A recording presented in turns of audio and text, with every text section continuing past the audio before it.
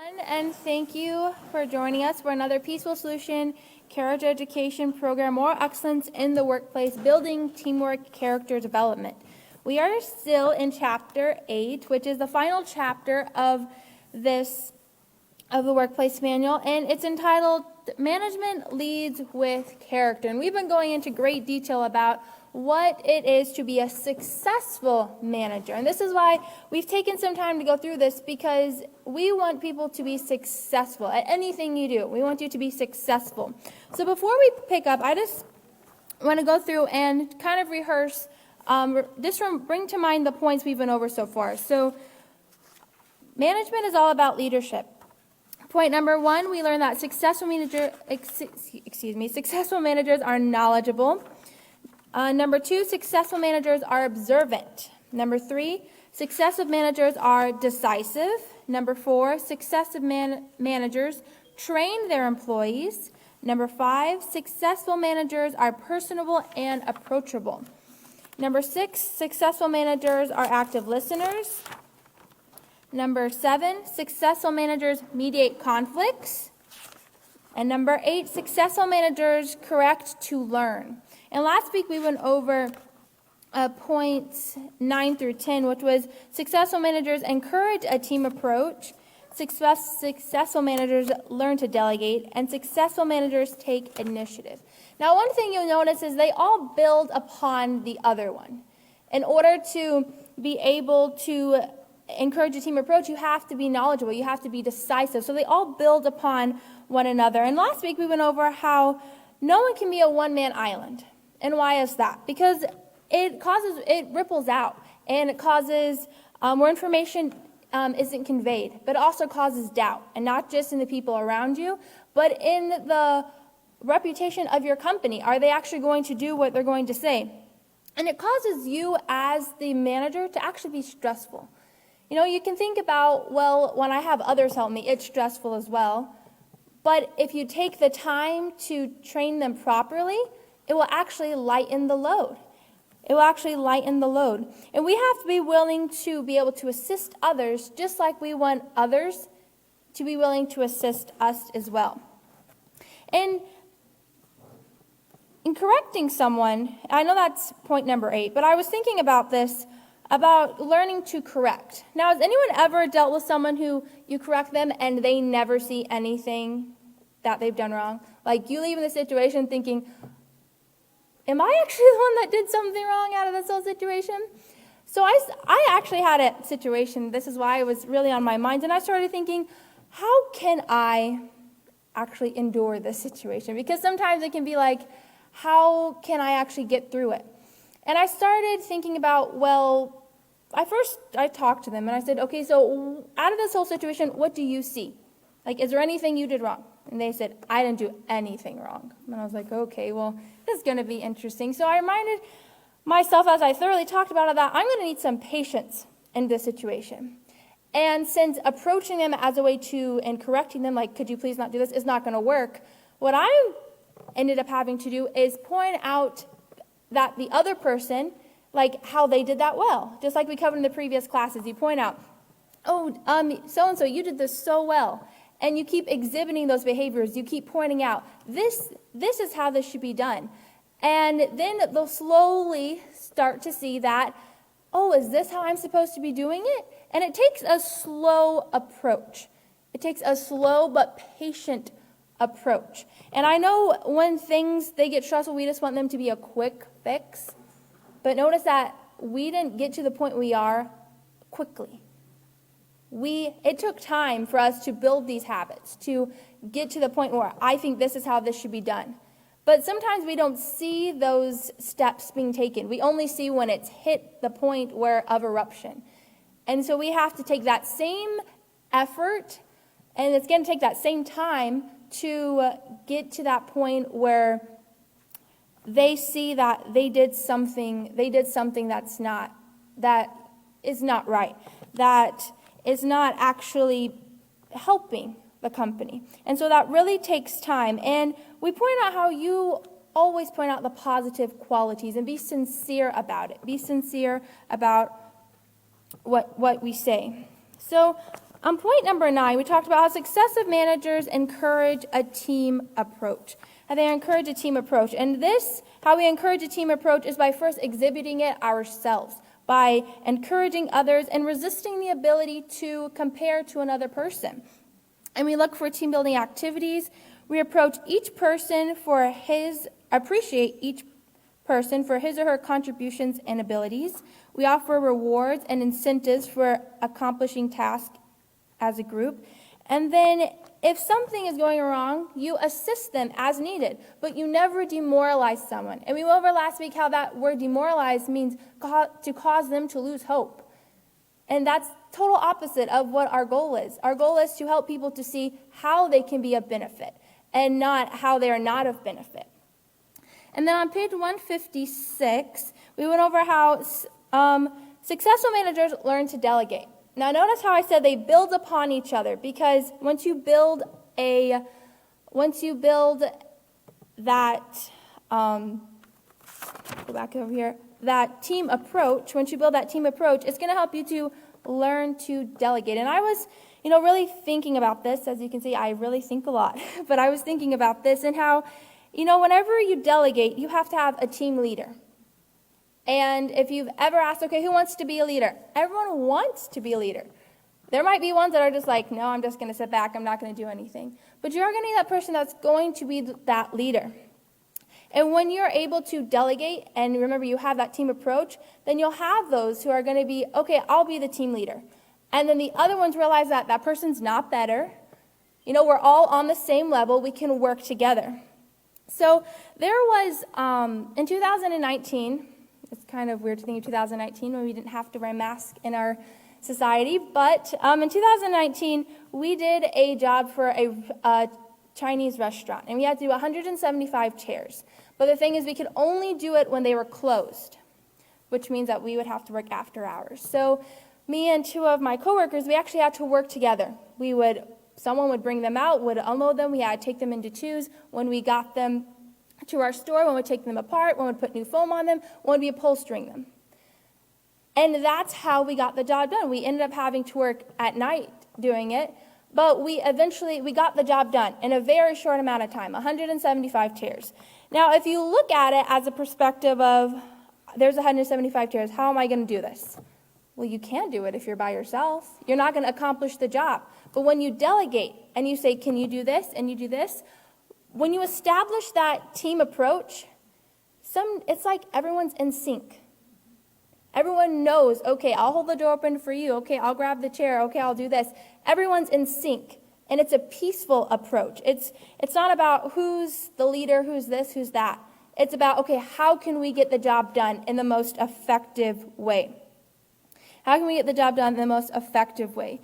And if you think about delegating and taking that initiative, you might think of it as, I work in an upholstery store, and, you might work in an office, but think about other jobs like firefighters or doctors or accountants or paramedics. If they wanted to do the job all by themselves, would fires ever be fought? No. No fires would be fought. No one would actually be able to take in the hospital. No surgery would be able to be done. Nothing would be done because we are all interdependent. And so the peaceful solution is trying to help us to develop those character traits where we can be interdependent and have a peaceful environment. We can all operate in a way and be peaceful. But that takes us stepping back and realizing that everyone is different.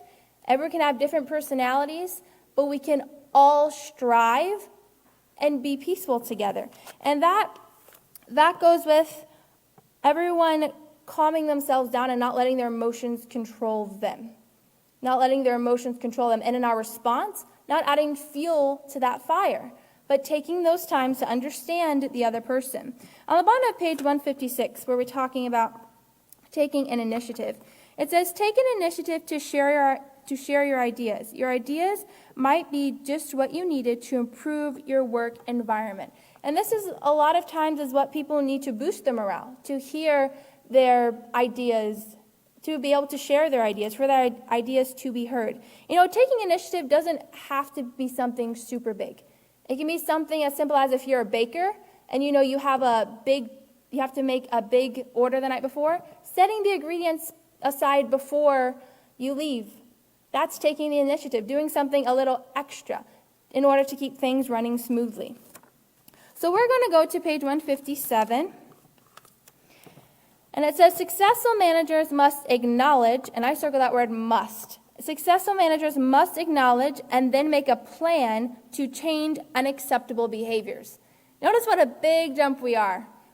So now that we've recognized them, now we must make a plan to change these unacceptable behaviors. As part of orientation, an employee should be familiarized with the rules and policies regarding proper behavior in your workplace. This policy should also clearly state any consequence of misbehavior. Now, why is that important? Why is it important that you familiarize your employees with the rules? Because you're showing them what is expected of them. You're laying that foundation that, okay, this is what you are to do, and this is what is expected. This is how you keep the rules. But also notice that there's consequences. And, the consequences might not always be what you think. Some consequences might be, if you break something, you pay for it, or it gets deducted from your pay. Another one might be if you use a vehicle for your personal use, you'll be reassigned a job. Some other ones could be, if you're 15 minutes late, your pay gets docked. Other ones are if you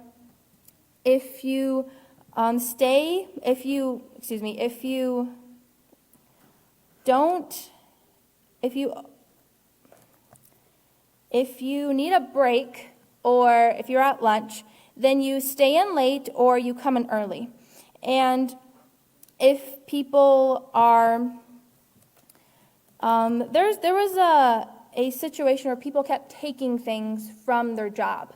And what occurred is that they had to start having a sign-in sheet where people would have to sign in. And what that does is that actually hinders the job, because now they're not able to just do their job whenever they want to. Now they have to wait for a time when the supervisor is, available to talk to them so they can get the supplies that they need.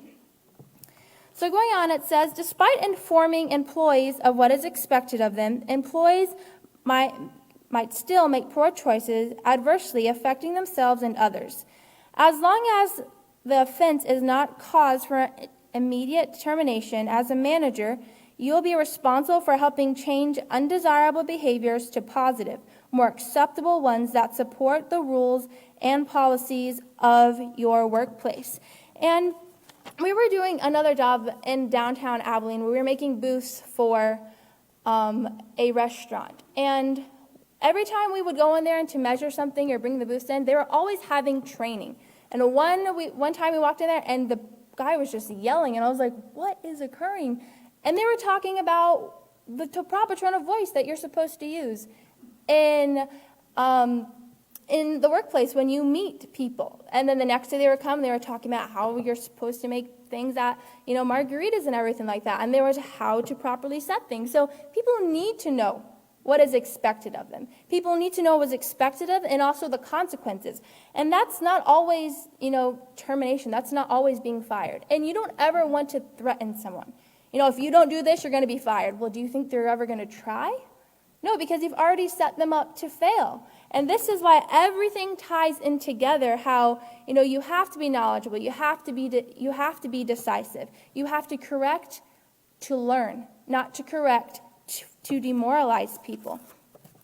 So going on, it says, if it requires courage to address issues with employees in a straightforward and professional manner. And I circle that word straightforward because if you think about what the word honest means, it actually means straightforward. So what it's telling you is to be honest and professional. As difficult as it might be, it must be done. And I circled that. It must be done. It also has the undressed potential to compromise the integrity of your workplace. negatively affecting the morale of others and undermining your position of authority. So this causes a ripple effect, and others might look and think, well, why am I supposed to do this? Why is this acceptable? If this is the rule, why is this not being displayed? Why is the rule not being held up? And this is why we must help change this unacceptable behavior. And the way that we do this, as we go down, we'll read that you can make people aware of, go over the rules. You can go over the rules with them and help them to see, your behavior is not acceptable. But always follow up. Always follow up whenever you give someone a piece of advice. This is what you can do better. I want you to take these steps. Follow up so you're able to see if they still understand what you're saying. It says, keep in mind that although an employee is exhibiting some undesirable behaviors, he or she still has potential to be an asset to your workplace. It is up to you as a manager or supervisor to recognize and value, you can underline this, recognize and value the positive traits within the individual it is up to you as a manager or supervisor to recognize the value the positive character traits within the individual traits so that you can accentuate to motivate him or her to make better choices. And this means that you as the manager has to see value in the rules. You never want to start a meeting and say, everyone, here's the rules. I don't like them either, but you have to follow them. That is not going to help. No one's going to want to follow the rules because you don't even like them yourself. So what you want to do is show them how it's possible to keep these rules. It's possible. You could even share with them how first I didn't like these rules, but now I see why they're so important. I, didn't understand how I could keep this rule, but now I do. So show them ways in which the rules are beneficial. So going on, it says, once you have addressed the issues, let the employee know that you will meet with him within a specified amount of time to discuss his progress. Observe the employee to see whether or not he is making a genuine effort to correct his behavior. When you follow up, honestly and respectfully let him know how he is doing. Acknowledge any improvements you see, but do not hesitate to address other areas of concern. It is your responsibility to help him grow. Now notice that you follow up with them. You observe them. You see the progress they're making. And you don't sugarcoat it. But that does not mean that you raise your voice, that you yell, that you're mean, that you compare. That does not mean that everything we learned before goes out of the window. That means you take all of that and you use that when you present this correction to them. Remember, correct to learn. And you help them, you see if he's making a genuine effort. Through this whole Successful Managers, the word genuine has stuck out to me the most because we don't want people to do it just because they have to. You want people to learn to do it because it's the right thing to do, because they see value in their job, because they see value in the rules. And notice at the bottom, the last sentence, it says, acknowledge any improvements you see, but do not hesitate to address any areas of concerns. I can remember there was a time I was in my teens, and I was always thinking about, have you noticed how sometimes you can do something, and like you can clean something, and someone can walk in and be like, there's a speck of dust on the sofa. I'd be like, I just cleaned the whole room. How do you think that makes people feel when they've tried their best to do something and all you see is what they've done wrong? This is why we do the sandwich technique. You see what they have done, but you say, you did well this, I can see, but is there any way that we could work on this a little bit more? Or however, because, the way I think it might be okay sounding, you might just be like, that's just so rude, you shouldn't say it that way. So the best way it is to say to that person, the most respectful way, then that's the way that you should say it. Because our goal is to help each person to grow. So it says, do's and don'ts for dealing with problem behaviors. Number 1, don't embarrass your employee by talking about his or her problems or issues to other employees. And this is where active listening skills come in because you want them to talk. It's okay that people don't like the rules. It's okay that people, don't want to do what they want to do. It's okay to express that. But you bring it all back and say, okay, but how are we going to follow the rules? How are we going to learn to follow the rules? How are we going to do our job in the best and most positive way? So the second point says, don't practice rehearsing already handled situations unless absolutely necessary. And I highlighted that because there can be times if you're in a situation and you start here, but somehow you've got onto something all the way over here, and by the end of it, the person's like, and the point is? Because you've already covered everything. You've already covered, they did this wrong like a year ago, or they did this wrong a month ago, and the person has totally forgot why you're even starting to correct them. So this is why we talk about if it's already done, don't bring it up. Don't bring it up because, people work hard to change who they are. And it's really important that we acknowledge that. We acknowledge it. And we can acknowledge when we correct, when we see their improvements, when we, when people do things that we can help them to improve upon, acknowledge that. Acknowledge what they've done that is right. It says, do address the negative behavior that needs changing, but not the person itself. Remember, we're not demoralizing. We're not telling people they're hopeless. You did this wrong. You're not gonna be able to do anything anymore. No, this is what the opposite of what the program is trying. We're trying to, show people. We're trying to develop respect and thankfulness and appreciation and determination. Do use a caring but serious tone of voice and choose your words carefully. I underline that. Choose your words carefully. Voice your concerns regarding the employee's behavior objectively, rather than in a hostile or a combative way. Even though you are correcting a problem behavior, you should still use active listening skills. Notice that the skills that we learn, they're never pushed aside. They're always something that you are to keep in mind and to use. So going on to the next point, it says, do you use any residual concerns with the employee? If you observe that the employee is not following through with your recommendations, meet with him again.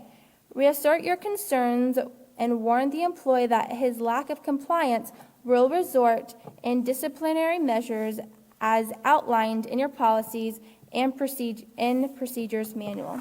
Now notice again the point on the top of page 157, that we must acknowledge and then make a plan for acceptable behaviors. And the first point of that was to make sure that the rules are known. Because in certain work areas, raise your hand if you're allowed to have your phone in your work area, in your workplace. Now, are there any rules regarding your phones in your workplace? Okay, so say I was in a work area where I was on my phone and I was told, you are not allowed to be on your phone.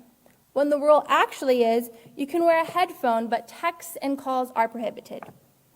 Do you think I properly conveyed that rule? No, because I told them you are not allowed to be on your phone. Well, the rule is you can have a headphone in, but you just can't have calls or texts prohibited, or calls and texts are prohibited. So this is how you clearly state, this is how you clearly state the rules, where you make sure that, it's clear. And another thing to keep in mind is whenever we are taking things, let's say there's decisions or concerns, and we have to take them to someone above us, make sure that we're in control and that we're not taking, we're not taking things that are our conclusions, but we're taking the facts. Because what ends up occurring is that situations actually don't get solved because the proper information wasn't conveyed. What I thought should be conveyed was conveyed. But what occurs is that the people below, they end up, for lack of a better word, they end up suffering because, things weren't conveyed. And remember, what is our goal as a successful manager? Our goal is to be supportive, to help, to encourage, to build. And this can only occur when we ourselves are in control of ourselves, when we're in control of ourselves. So it says, don't make an employee feel small or worthless. He already knows he messed up. You don't need to constantly remind him, but sincerely help him fix the problem. There is always a positive way to voice an opinion. As leaders, you want to encourage and motivate others to do their best rather than shame them into complying. It is easy to act out of frustration. It takes a lot more strength, and you can underline this, it takes a lot more strength of character to stop and think about a response that is positive and helpful, offering guidelines from the Peaceful Solution Character Education Program. So no, there's a lot right there. So you don't want to make them feel worthless, and you don't want to constantly remind them, but you want to help them fix. You want to help them fix, which means they themselves have to first see that they did something that was not acceptable. They did something that, did not comply to the rules. But as we saw on page 157, that even though they know the rules, that they're going to make poor choices. But it is our responsibility to help them change this undesirable behaviors to positive, more acceptable ones that support the rules and policies of your workplace. So that this is what we are supposed to do. And we do this by, again, going over the rules again, by showing them that, you have failed in a way, but you can change that. Remember, each person has the potential to be what they want to be. And in this case, we want them to be positive, moral people, to be able to get the job done in the most positive, respectful, but also in the most hopeful way. We want people to show up to work. Has everyone seen the quote that says, "Oh my word, it's Monday again"? Like, everyone's dreading going to work. And there was another quote that said, "If you love your work, then you don't actually have a job." It's all about our mindset when we approach. And it's also about our mindset whenever, whether we're going to work and how we approach people. Remember, we are the ones that support and encourage and kind of set the tone for our workplace. So if we want our workplace to be a place of peace, a place of productivity, then we ourselves have to display that positive character as well. Okay, so going on, it says, building up or tearing down. Read the following scenarios where a supervisor is addressing an employee's problematic behaviors. These behaviors are affecting the other coworker. Answer the questions that follow on a separate piece of paper. So I'm going to conclude right here, and I'm going to turn it over to the next teacher. So thank you very much.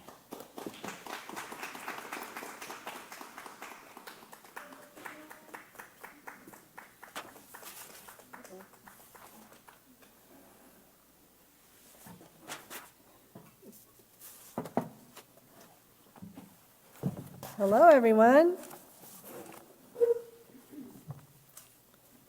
Okay, we're going to be continuing right on page 158. And we're going to read the scenarios, okay? You know I love scenarios. Let me put on my scenario voice. Okay, so scenario A. Supervisor says, "I'm constantly getting complaints about you from your coworkers. They inform me that you are sarcastic and rude. No one wants to work with you." Now imagine getting told that. Or, "I'm concerned about how we in this department are communicating with each other. We are a team, and what we do affects each other. So I'm asking everyone to be mindful of what we say to each other and the tone of voice that we use." Okay, A or B? B. Now imagine getting the A. You're rude, nobody wants to work with you. Now how would that affect your morale? You would feel horrible. You wouldn't even want to try. And you'd be thinking, who said it? I bet it was Betty in the such and such department. She's never nice to me. She doesn't like me. You would start thinking all these scenarios up in your mind, right? But see, this way, when the supervisor, and this is what we want to teach the supervisors and the managers, you bring it in a general way, hey, we need to be careful on how we're communicating with one another. What we do affects everyone. The tone of voice that we use, the things that we say, and how we say them to one another, right? So you can see that that is so much nicer. So number one, it says, how are the scenarios different? Well, night and day, right? One, you're going to feel like, oh, yes, we can do this. And the other one, you're just kind of like, oh, I am in big trouble, and I want to know who got me in trouble. How do you think scenario A would affect the employee? And it says explain your answer, so that's what you would do.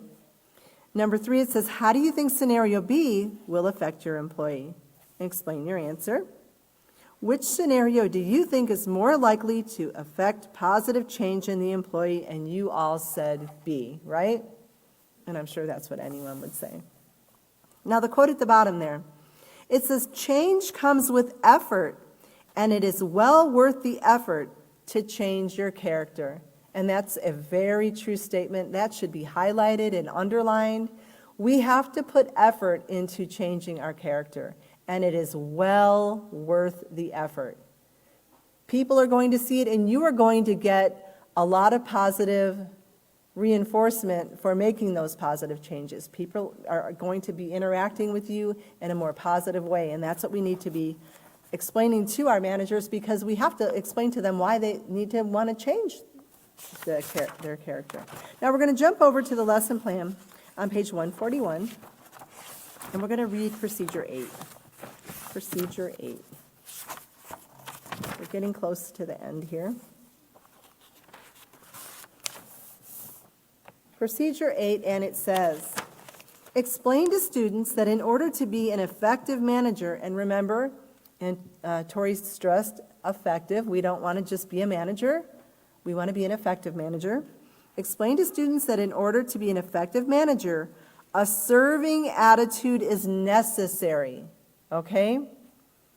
Have students read Successful Managers Have a Serving Attitude on page 159 and complete the evaluation that follows. So we're going to jump over to page 159, and we're going to put on the top procedure 8. If you're taking those kind of notes in your book, which is always a really great thing to do. And it's number 13, and we're going to go ahead and read.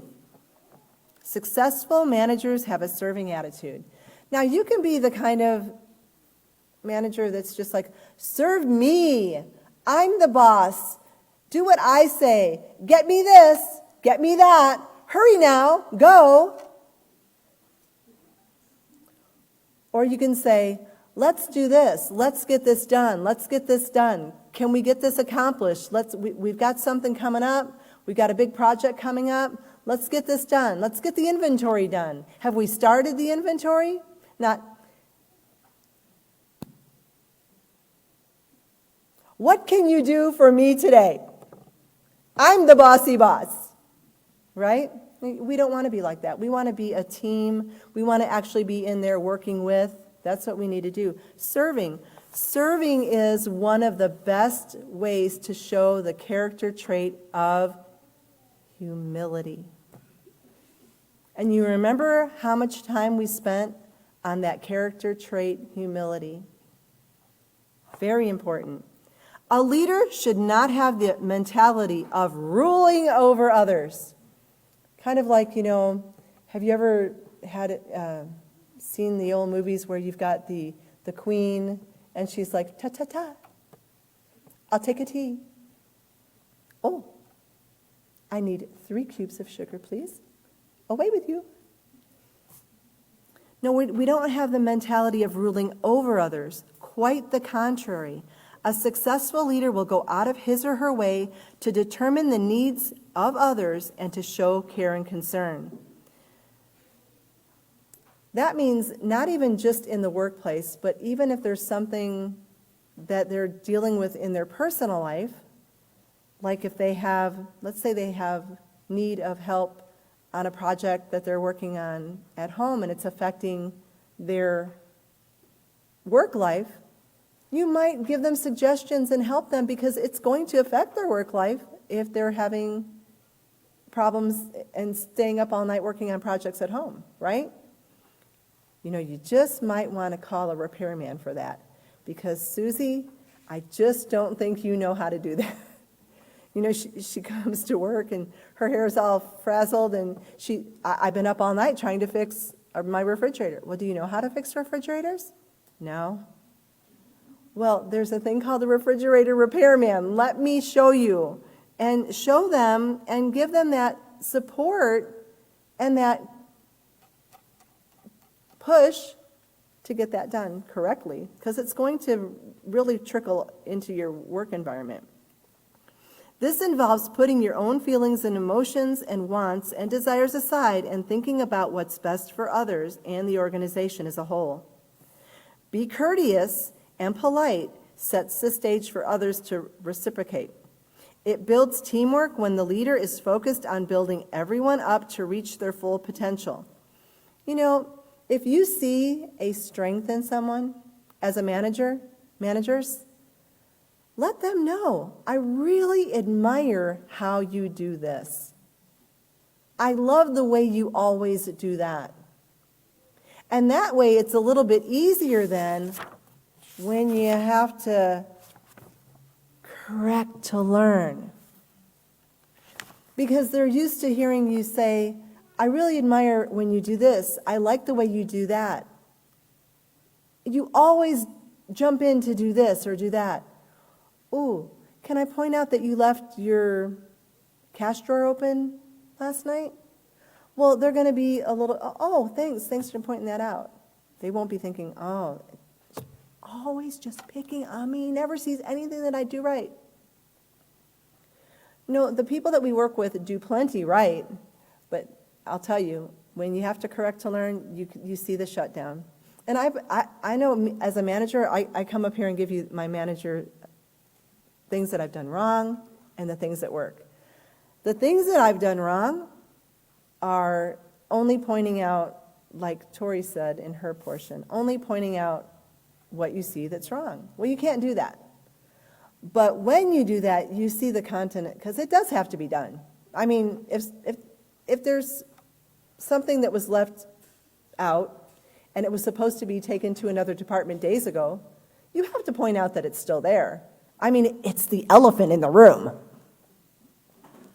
Everybody walks by and it's still there. Maybe they won't notice. No, they notice. But so when it's pointed out, you can sometimes see the countenance drop. But it shouldn't be that way. We should love to be corrected, and we should correct to learn so that people will love to be corrected. Not that they want to pack their pencil case up and hit the door and go home, right? So it's very important. We want everyone to reach their full potential. It's important to build the desire within each individual to be a positive asset to the company. This is where the culmination of all positive character traits learned in this manual come together. It's when all the ingredients in the bowl become what you get to eat. Oh, and we love to eat. Or maybe I love to eat. But it's when all the ingredients, you ever made a cake and you get all the ingredients in there and you can't see what it is at first. You've got the sugar, you've got the cocoa, because we all like chocolate. You've got the butter, you've got the eggs, you're putting all these ingredients in. Alone, it's just an egg. By itself, it's some granules of sugar. But oh, when you put it together and it comes out of the oven and you take that first bite, you are like, this is it. Well, that's exactly what you're seeing now when you put all the things that we've learned in this manual together here. And it comes together and the integrity of a leader shines forth. You're able to actually have the people behind you. They're helping. They're not calling in sick every other day. They're not late every day. They don't come in morning. No, they're like, morning. It's great to be here. Did you have a great weekend? Yes, I did. How about you? Yes. What's on the agenda this week? What do we got? What are we going to accomplish? What's the goal? Right? That's when you know that you've done your job, because everyone in the department is smiling. Today at work, we were all smiling because we all had takeout chicken sandwiches. And it was very tasty. But it was a treat that we all shared together. And when you have that rapport with your coworkers and the people that you work with, it makes life enjoyable. When Tori gave that quote, if you like what you're doing, what was it? If you like what you're doing, it's not a job. Well, I had to scratch my head because I had never heard that before. And I was like, what does that mean? I don't get it. I had to really think about it because it doesn't seem like a job if you like what you're doing. I'm a little slower than most folk. Because you enjoy it, you look forward to it, you like the people that you work with, you get along with them, everybody gets along. It's nice. When you see that it's almost time to go home, you're like, oh, well, it's not that. No, it's not ever that great because everybody's tired at the end of the day. But you enjoy your job and you enjoy the people you work with. Isn't that the goal of every person sitting in this room? Right? And we can all contribute to that as a whole if we have that kind of attitude. Okay? So we need to help each other. Okay, so it says people will have more respect for a manager that doesn't lord over others. They will be more willing to comply with the rules and regulations. That word comply, it just sometimes, it just seems so. But you know, rules are made. Now, some of the young folks say rules are made to be broken. That's absolutely not true. Rules are there for a purpose. Rules have been placed in different work areas for a reason. It's either for safety or for production purposes, and they should be followed, right? Rules are not made to be broken. Sometimes rules are broken, and then that's when you've got that correct to learn, right? And if we've broken a rule, we should be of the mindset by now, right, that we actually would take that and grow instead of getting upset and sulking. Have you ever worked with somebody that sulks when they get corrected? It's just like, what's wrong? Oh, I got in trouble. We should never look at correction as getting in trouble. It's you have an opportunity to grow. Because if that supervisor or manager points it out to you and then you don't do that anymore, you actually shine. That's an opportunity to grow and shine and be polished. That's an opportunity to become the best that you can be. That's the opportunity that you can become a supervisor or a manager. That's how they are developed. They're developed because they take that initiative, they take that correction, they have the mindset, the proper mindset, and they get things done, okay? Now, we have to remember that every single person is different, and we can't treat everyone the same. Like, you can't say, this is the way I correct everybody. And we talked about that a couple weeks ago. I know people that when you just say, honey, you left the door open, can you please shut it? The air conditioner's on. You know, that they get upset because they don't like to disappoint their supervisor or their manager. But then you've got somebody else that'd be like, oh, okay, sorry about that, I forgot. And they'll just go shut the door. You have to realize the people that you work with, and you have to deal with them in different ways. If you're not bendable as that manager, it's not going to go well for you, okay? So we have to remember that. It says, don't lord over them. They'll be more willing to comply with the rules and regulations. They will be more eager to participate when stressful circumstances occur and tensions are high, when deadlines are crunched and everyone is expected to go above and beyond what is normally expected of them. Like Tori said, can you imagine if they didn't get along in the workplace and they had a really high-strung, crazy manager, and they were asked to do the Chinese chairs after hours together, and they were already all strung out and upset. Can you imagine those chairs being tossed into the truck, or how that could go if they're not enjoying their job, if they really think that they have a job and they're not enjoying it? Imagine. People who build a serving mentality for others build a positive reputation and create a positive work ethic that benefits all involved. It benefits everybody. So, don't be the bossy boss, okay? Be the servant. Be the first one to jump in there and do it together. You know, somebody walked in one day and I was sweeping the floor. And they said, "You sweep the floor?" And I said, "Yes, I sweep the floor." Because they sweep the floor, and if I expect them to sweep the floor, certainly this broom isn't for me to ride off on somewhere. Yes, I sweep the floor, right? We can't have that mentality that, please go sweep the floor, please go clean the bathrooms, or even if we say please, if we don't participate in helping in that, we're not setting that example. We have to be the first one to lead in that example. Does everybody understand that? That's part of being a manager. So here it says, do a quick evaluation of your attitude. Now, it says your attitude, so don't be thinking about everybody else here now. That's what I like to tell the students when I read this part. Evaluate yourself as a successful manager by answering yes or no to the following questions. Okay, so this is the hard part because we're thinking of ourselves here, okay? Managers, supervisors, do you clearly define the company policies and procedures to employees? Like, are you clear? Okay, so I can say, if I'm answering honestly, there's times I'm clear as mud. In my brain, I knew what I meant. But when it came out of my mouth into their ears, it was not at all clear. I'm going to tell you a story. Different people you have to deal with in different ways. I remember a long time ago, somebody told me that they were cleaning and that there was a young girl, and they said they were cleaning inside of a house. And they said to the young girl, "Can you go dump this? Can you dump this water out?" That's all they said. "Can you dump this water out?" They're inside.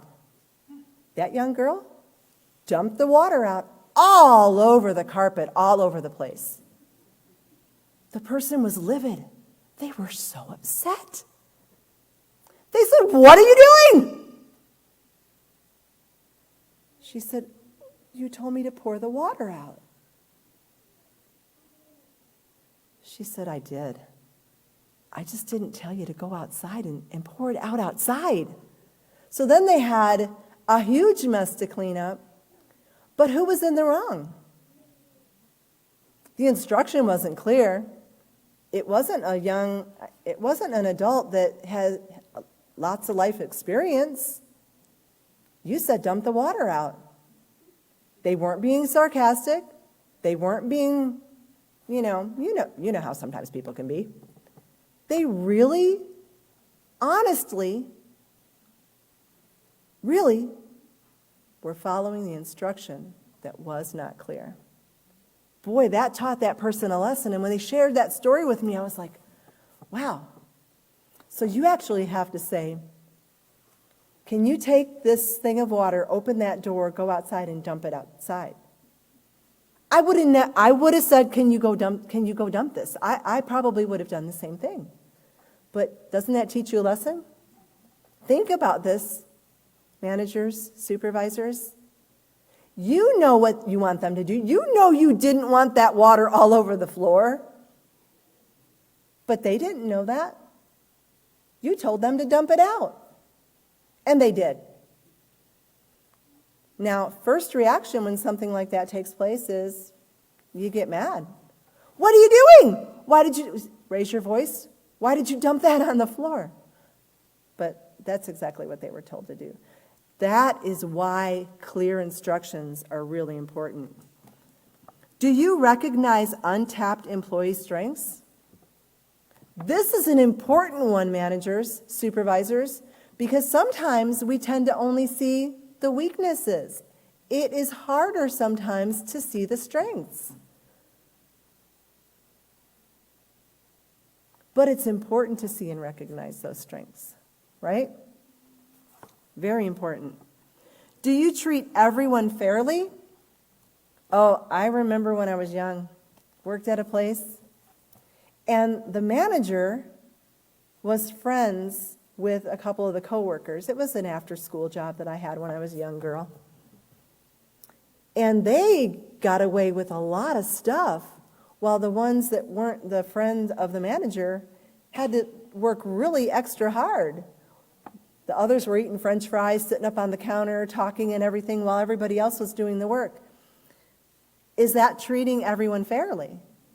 And how long do you think that that could go on, where the person or the people who weren't sitting on the counter getting to eat the French fries would say, hey, wait a minute now, can I have a fry? Why don't I get a fry? So to keep everyone working and smiling, either give some incentive, like if we get closed and get everything closed and put up, we can split the extra fries that didn't get eaten tonight. Okay, everybody, let's go.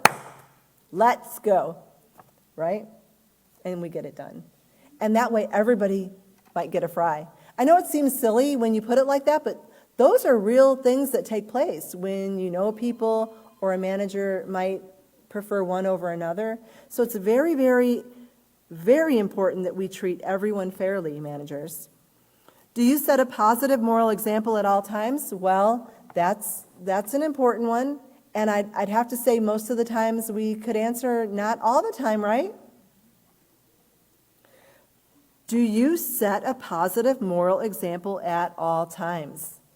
It's important because if we want everyone else to be moral that's walking behind us, we have to be walking moral because we're leading the way. They watch. It's kind of like a child. If you've ever seen a child that they like to imitate the behavior of their parents, and they're little like mini-me's of them. Have you ever seen that? And they'll even, sometimes, have you ever seen a child that even put their hand on their hip and talk like their mama does? And they can't even make words yet, but well, it's the same way on a different scale with the people that work with us. They watch and they imitate. They say, oh, well, she does this, so we can do this. Or she doesn't do this, so we don't have to do this either. So it's really important. Number 5. Do you take responsibility for your actions and apologize if you make a mistake? Oh, that's a little hard, but it's necessary. It's necessary. I got so upset one day. I'm like, how come nobody told me blah, blah, blah, blah, blah, blah. I didn't know. How come nobody told me? We texted you. Oh.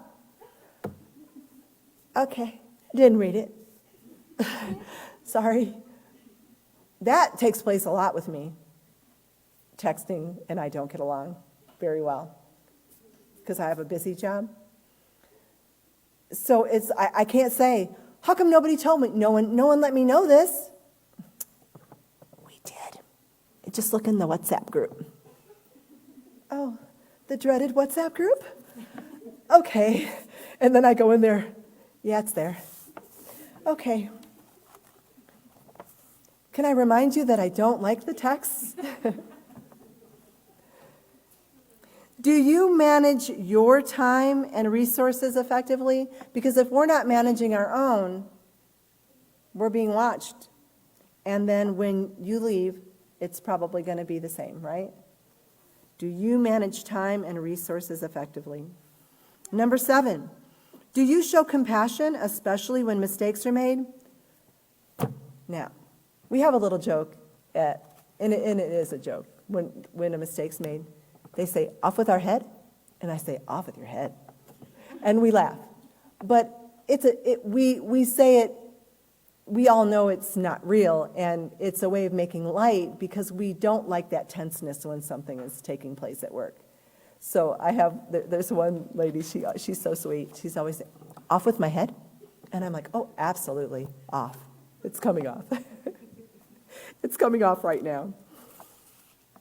So try to find a way to, when a mistake's made, to where, you can, if you can't make it to where it's a fun thing, where we don't get embarrassed, but that you still learn. It's not like, it's just like, it's fun and games, but we don't want to demoralize. We don't want people to think that they can't make a mistake. So it is nice to have that rapport with the people that you work with. So however you would do it as a manager, you can do that. Don't really take their heads off, though. When you can answer yes to all of these questions, and I think if we took a poll, none of us could answer yes to all of them yet, right? But we are a work in progress, and we're not finished. The peaceful solution is not finished with us yet, but we are working on it, and pretty soon we are going to have a yes after every one of these, right? That's our goal, right? So when we can answer yes to all of these questions, then we will know that we are on our way to becoming that effective manager with a positive serving attitude. And that quote at the bottom there, it says, people who build a serving mentality for others build a positive reputation and create a positive work ethic that benefits all involved. And yes, it does. It benefits all involved. And I think we've only got 1 minute left, don't we? 3 minutes. Okay, well then we'll go ahead and turn the page. And we're going to go, we'll turn the page. Number 14, successful managers demonstrate positive character traits. So now it's the demo. Now you're in demo mode. You're demonstrating. As you manage your duties and interactions between staff members, you must, there's that must that Tori talked about, you must also manage your positive moral character. This will require you to continually train in developing positive moral character using the Peaceful Solution Character Education Program. Frequently examine yourself and your character traits. Are you accentuating the positive and eliminating the negative? Now remember, this is us, the managers. This means put effort into maintaining our positive moral character. Effort. E-F-F-O-R-T, effort. It's very important. Don't forget, you are a role model to your staff.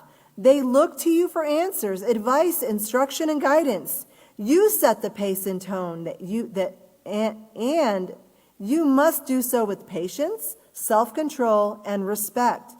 Developing and using positive moral character, as well as the appropriate skills to solve daily problems, is one of the most important aspects of managing. Be willing to make sacrifices in order to build your team. Build your team.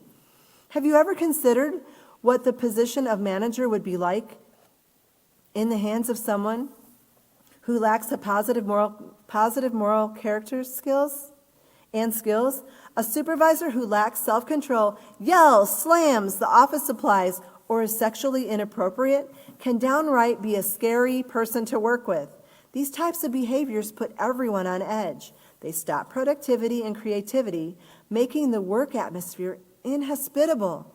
Managers are expected, regardless of the situation, to maintain their self-control, self-respect, and respect for others, thus laying the foundation of a peaceful working environment. So remember, we can be the examples of that positive management. Look on the news and see the examples that are set when they don't lead, when management does not lead with character. And before we close, we're going to read that quote at the bottom. Instilling positive moral values in those we are responsible for must become important to us and become a priority in our lives. But it starts with us first. So we're going to end there, which ends Procedure 8. And it's been a pleasure teaching you this month. Thank you all for coming out. The weather's going to turn cold, so if you're going to stay here in Texas, make sure you bundle up. Thank you very much for coming.